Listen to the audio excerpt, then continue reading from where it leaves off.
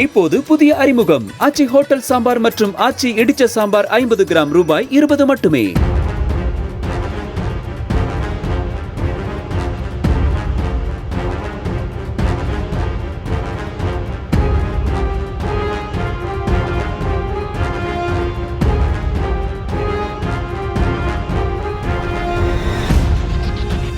திருவள்ளூர் அருகே சின்ன ஈக்காடு பகுதியில் உள்ள ஸ்ரீ தீப்பாச்சியம்மன் கோவிலில் நேற்றிரவு 2 மர்ம நபர்கள் கடப்பாறையால் உண்டியலை உடைத்து பணத்தை கொள்ளையடித்துள்ளனர்.